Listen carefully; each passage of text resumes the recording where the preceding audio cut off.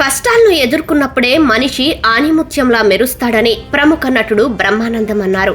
పెనుగొండలో Gagan Mahal trust ఆధ్వర్యంలో నిర్వహించిన అనంత ఆణిముత్యాలు పురస్కారాల ప్రధానోత్సవంలో ఆయన ముఖ్య అతిథిగా పాల్గొన్నారు.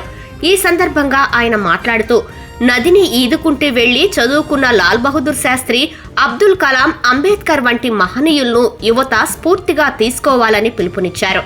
తాను లెక్చరర్గా ప్రయాణం మొదలుపెట్టి నేడు ఈ స్థాయికి చేరుకోవటానికి ప్రజల ఆదరాభిమానాలే కారణమని తెలిపారు. ప్రతిభను గుర్తించి ప్రోత్సహిస్తున్న ట్రస్ట్ సభ్యులను ఆయన ఈ సందర్భంగా అభినందించారు. మీకు ఒక విషయం చెప్తున్నాను, ఎంత అందమైన కమలమైన బురదలోనే పుడుతుంది.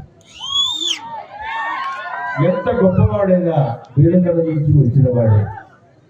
ఎంత గొప్పవాడని మీరు మొదటి నుంచి తీసుకోండి, ఇవాటి వరకు కుడి చేత్తో పుస్తకాలు పడుతుంది, ఎడమ చేత్తో గంగానది ఈదుకుంటూ ఒడ్డుకు చేరి అక్కడ చదువుకుని మళ్ళీ వెనక్కి తిరిగి వచ్చిన లాల్ బహదూర్ శాస్త్రి గారిని, అంబేద్కర్ గారిని, వాళ్ళు ఇక్కడ మనకి అతి సమీపంలో ఉన్నటువంటి అబ్దుల్ కలాం ఇంటింటికి పేపర్ వేసి వాళ్ళ జీవితాల్ని అద్భుతమైన స్థితిలో భారతదేశానికి రాష్ట్రపతి కూడా అక్కడి నుంచి ఇచ్చిన వాళ్ళే.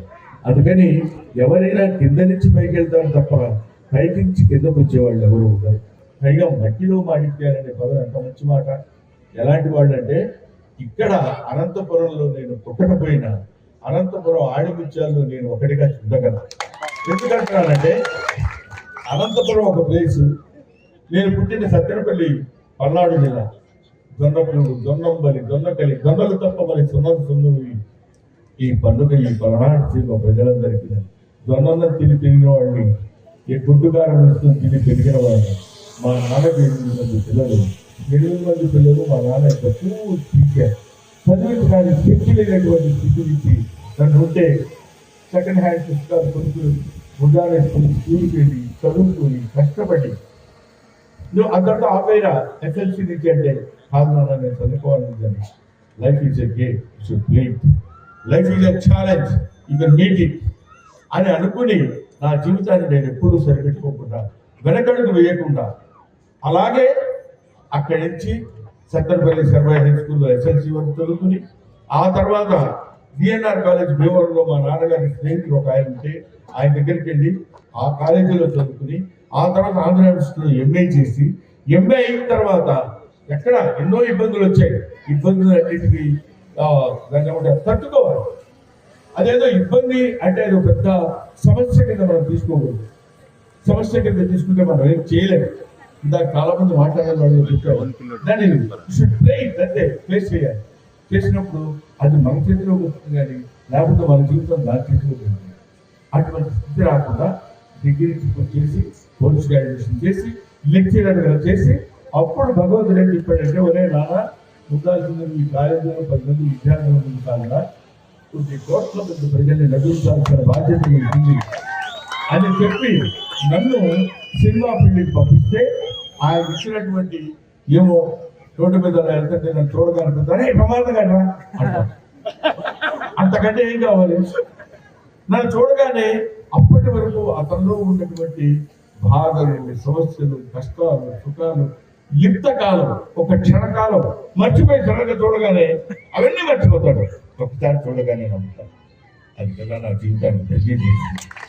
అటువంటి ఎంఏ అయిపోయి లెక్చరర్గా చేసిన వాడిని తీసుకొచ్చి సినిమా ఫీల్డ్లో పడేసి, సినిమా ఫీల్డ్లో ఇవాటికి 1200 పై సినిమాలు నేను యాక్ట్ చేశాను.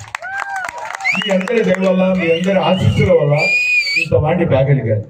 ఆ తర్వాత భారతదేశం నన్ను గుర్తించి అత్యుత్తమమైనటువంటి పద్మ అవార్డు ఇచ్చి సత్కరించారు.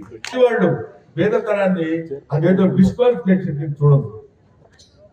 Poverty is the invention of mother of invention అంటాడు. అంటే మీరు పొద్దునే లేవగానే నీకు ఏదో కావాలనుకున్నప్పుడు కష్టపడతావు. పొద్దునే లేవగానే నీకు ఏదో అక్కర్లేదనుకున్నప్పుడు కష్టపడతావు. నీకు కష్టం నేర్పేది ఏంటంటే నీ జీవితాన్ని ఎలా ముందుకు తీసుకెళ్లాలో లేదు. ట్రబుల్ని ఫ్రెండ్గా తీసుకోవాలి. తీసుకోగలిగినప్పుడు హ్యాపీ. అందుకనే comedy comes from the zenith point of tragedy అంటాడు. జెనిత్ పాయింట్ ఆఫ్ ట్రాజెడీ ఒక విషాదం అంచుల నుంచి హాస్యం పుడుతుంది. కాబట్టి కవిత్వం లిటరేచర్ ఎవడు వింటలేదండి, ఎవడు చదువుకోవటం లేదు, తెలుగు సాహిత్యం అసలు ఎవరు పట్టించుకోవటం లేదు అంటున్నారు. ఎందుకు పట్టించుకోవటం లేదంటే వాళ్ళు అసలు ఎవడు వింటలేదండి అంటున్నారు. వాళ్ళు వినేటట్టు, వాళ్ళు పట్టించుకునేటట్టు అందులో ఉన్నటువంటి గొప్పతనాన్ని మనం చెప్పలేకపోతున్నాం. మనం చెప్పగలిగినట్టు మన పద్ధతిలో మనం చెప్పగలిగితే వినేటువంటి వాళ్ళు తప్పకుండా వింటారు. ఇక్కడ ఉన్న కుర్రవాళ్ళందరికీ ఇంటికి వెళ్ళి ఒక తెలుగు పుస్తకం తీసి చదువుకోవడం కోసం ఒక మాట చెప్తాను. అదేంటంటే భారత భాగవత రామాయణాలు ఉన్నాయి. ఇప్పుడులాగా అప్పట్లో పెన్ను పేపర్లు లేవు, ఏసీలు లేవు, కాఫీలు లేవు, సిగరెట్లు లేవు, కూర్చొని ఆలోచించి రాయడానికి ఏమీ లేవు.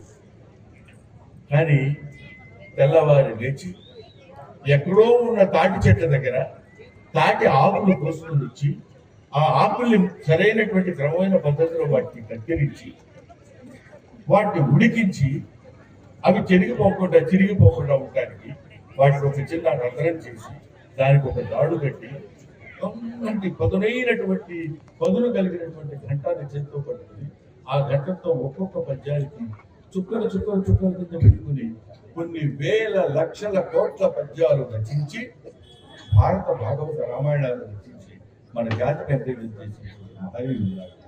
వాళ్ళ మీద ప్రేమతో కాదు, వాళ్ళ మీద గౌరవంతో కాదు, వాళ్ళ మీద పూజ్యభావంతో అంతకంటే ఉంది.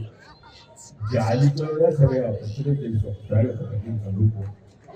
This is my personal request.